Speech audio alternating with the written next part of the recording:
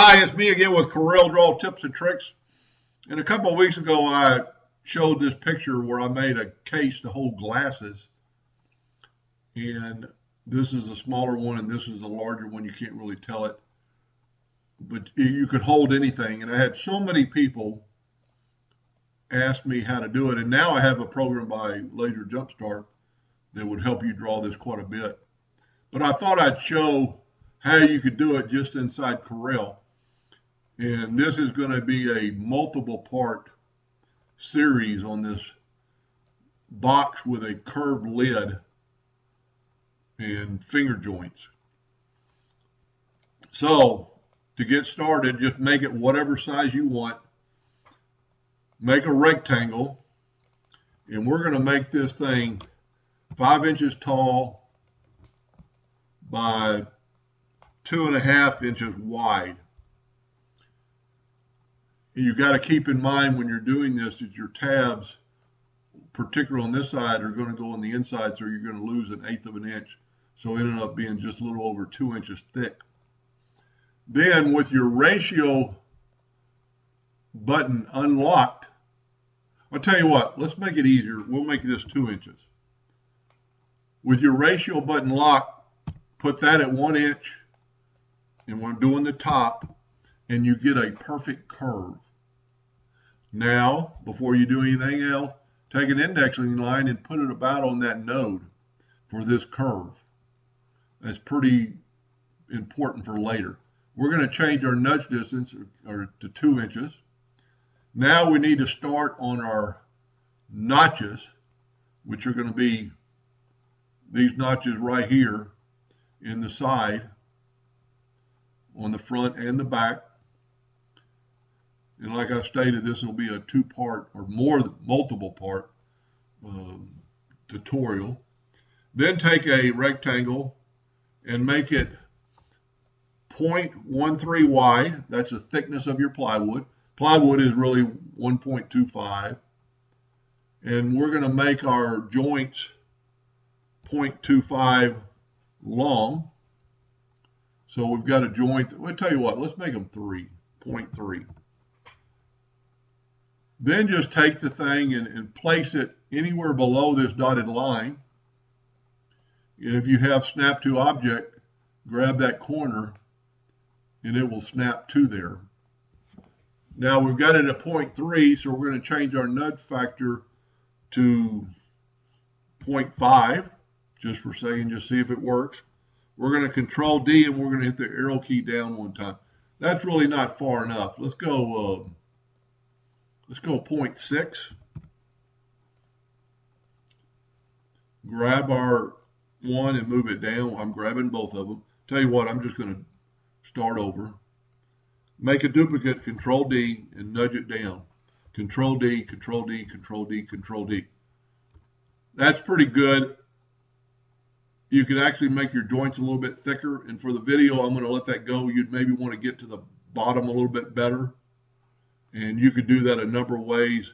We could change our nudge factor to 0.1, grab all of them, and move them down. That's pretty good. It doesn't have to be as close to the top as you would think.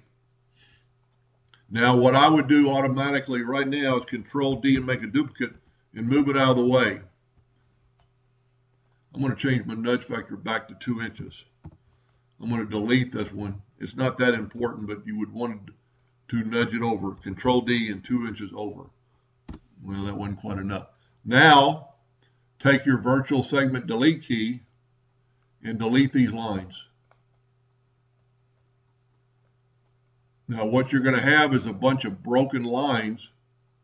So this is the part you're going to want to weld. So what you could do is grab it all and weld it, or use a smart fill tool like I normally do. Now, because we've gone to the inside, we can make a duplicate of this and mirror it. Let me back up here.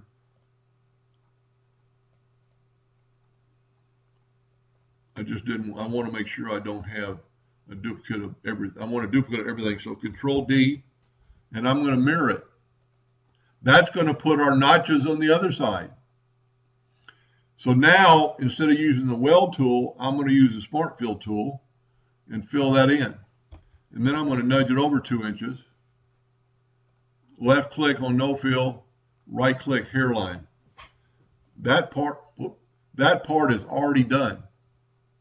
We can basically delete one of these just to get out of the way. Now here's why I said put that indexing line.